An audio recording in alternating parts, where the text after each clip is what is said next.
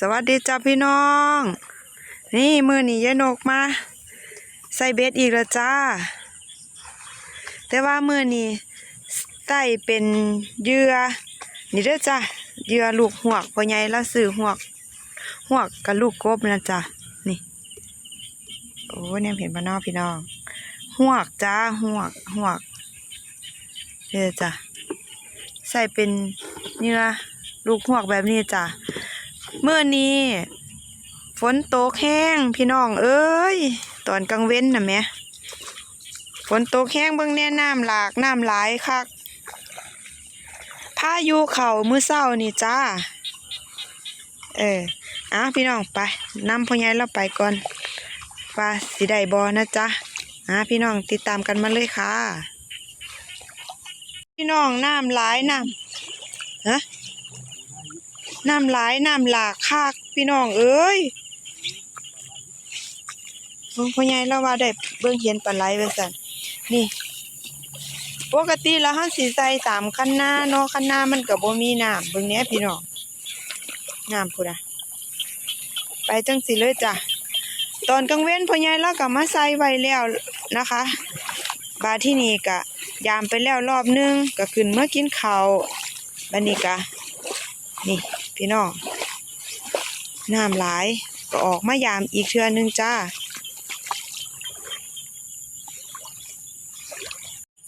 พี่น้องเจอแล้วสิ่งบ่พึงประสงค์ว่าซั่นแล้วว่าโอ้ปลาก็ได้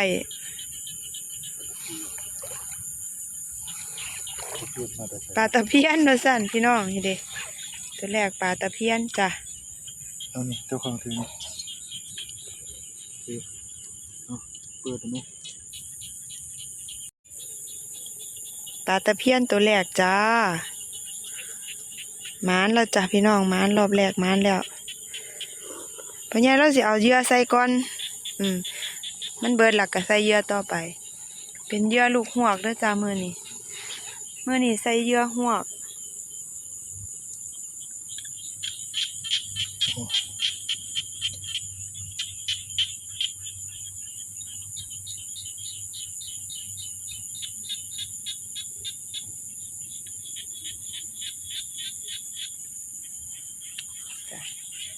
าหมานเด้อจ้าหมานเด้อจ้า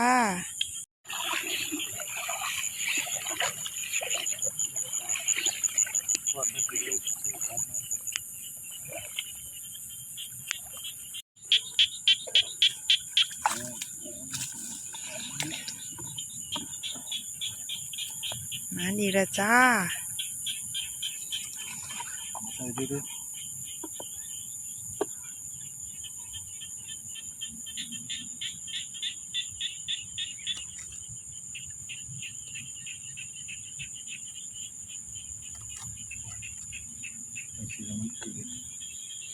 มันเกินเบ็ดปลดจะยากแน่จ้ะพี่น้อง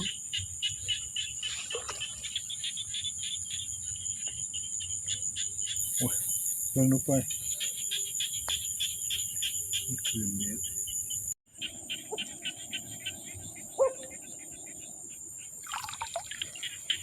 เนี่ยจ้ะเอาหวกใส่จ้ะหวกเป็นเหยื่อเด้อจ้ะพี่น้องนี่ล่ะดองแดงนี่ล่ะจ้าเบิ่งโอ้ปลาเข็งจ้ะปลาเข็งพี่น้องปลาเข็ง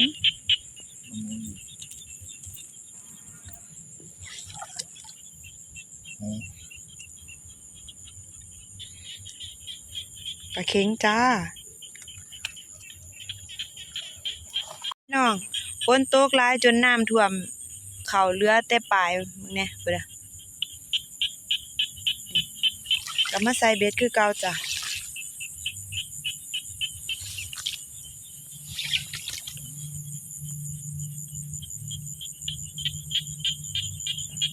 เดิม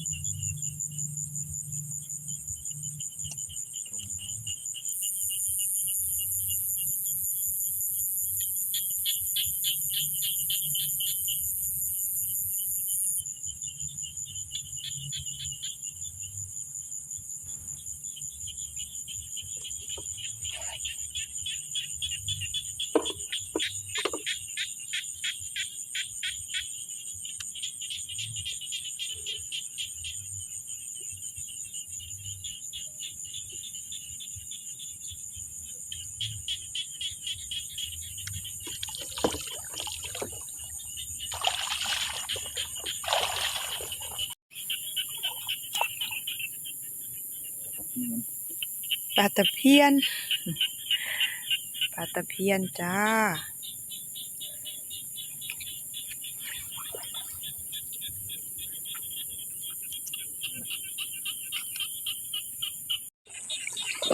แม่นบ่นี่พี่น้องแม่นบ่แม่นบ่ ปลาตะเพียนอีกแล้วว่าซั่นปลาหยังน่ะ ครับปลาขาว ใส่ปลาขาวโอ้ปลาขาวปลาขาวน้อยจ้ะน้ำมาหลายมีเบิดสุปลาปลาเล็กปลาน้อยปลาเข็งปลาตะเพียนปลาคอปลานิ่นก็มีจ้ะพี่น้องเพิ่นเราใส่ไว้อันเป็นเหยื่อเหยื่อปลาน้อยจ้ะปลาเข็งน้อยยังบ่ติดที่มันติงน่ะเป็นอันเป็นเหยื่อเด้อจ้ะเหยื่อมันติง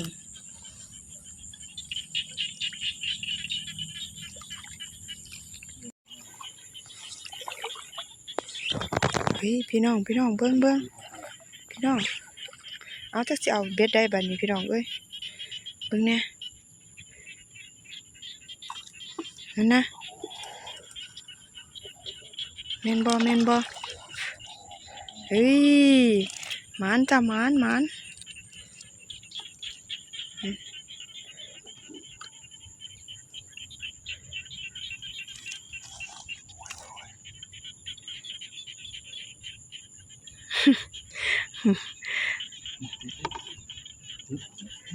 เอาใส่เลย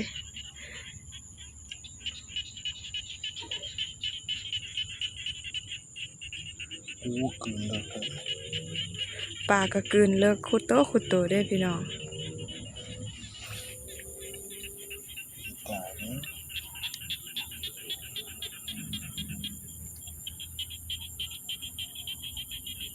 เออ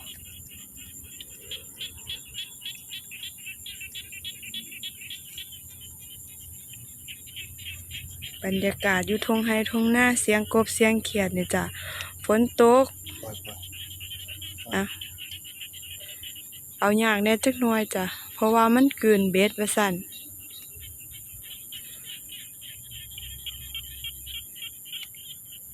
เพิ่นละพี่น้อง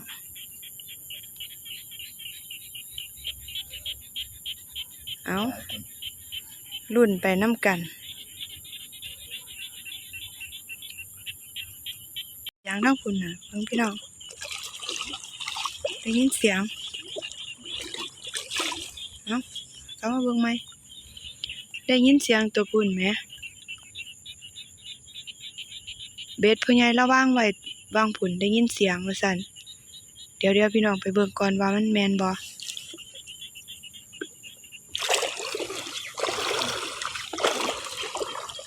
ได้ยินเสียงแม่นบ่ล่ะพี่น้อง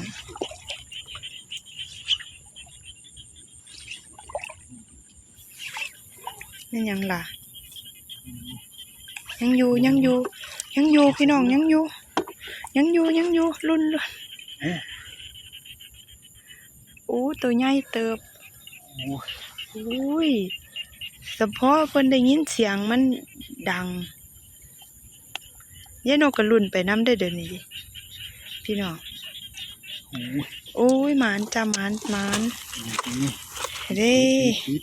มาเดี๋ยวจับไว้โอเคพี่น้องใส่ต่อไปจ้า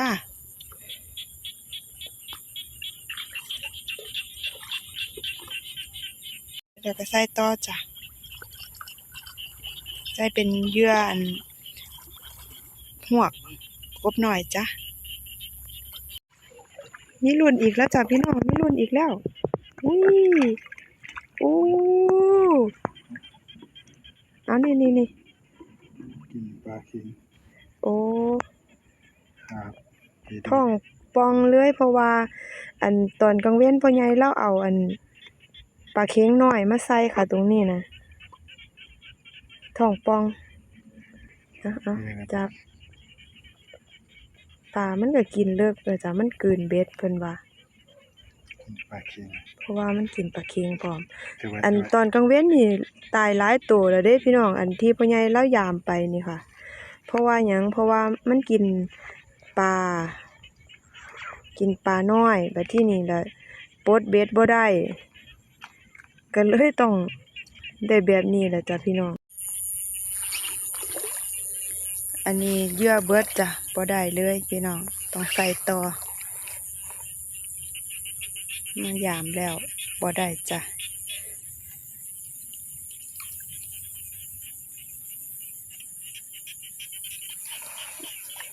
ปักเบ็ดต่อไป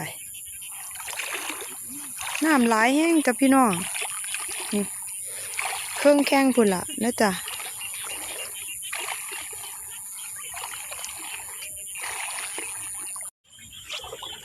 เบิ่งแม่พี่น้อง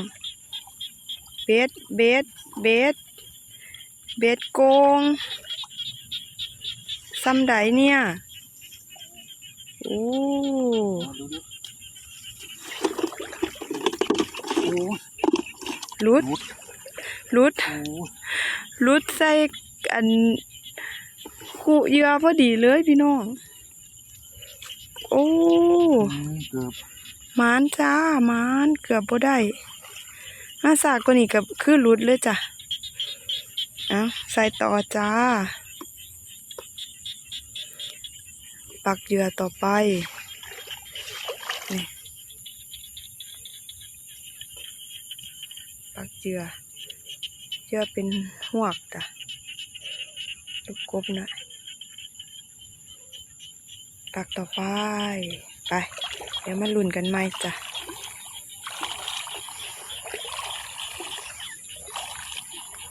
ปัญหาว่าเบ็ดขาดเลยพี่น้องมึงนะ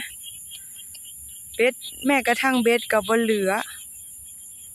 เนี่ยเขายักบุดีต้องเอาได้ยักไปไว้เอง โอเคแล้วเราค่อยมาแก้ปัญหาต่อไปเบ็ดคันนี้กันเลยต้องเก็บจ้า หน่อยแค่นี้ นี่ล่ะพี่น้อง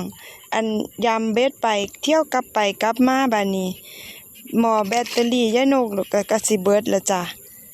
ยายนกก็เลยเดี๋ยวจะขอปิดคลิปให้พี่น้องเบิ่งนะคะ นี่ละผลงานเป็นไงคะโอ้ยบุญอ่ะเต้นตัวบักใหญ่นึงจ้ะพี่น้องขอบคุณหลายๆเด้อจ้ะพี่น้องที่เข้ามารับชมนะคะขอบคุณหลายๆกำลังแรงใจกดแชร์กดไลค์กดติดตามให้ยายนกเด้อจ้าคลิปหน้าพอกันใหม่เด้อจ้าพี่น้องเด้อมื้อนี้ไปแล้วจ้าแบตเตอรี่ก็จะเบิดขอบคุณหลายๆนอนหลับฝันดีเด้อจ้าพี่น้องขอบคุณค่ะสวัสดีจ้า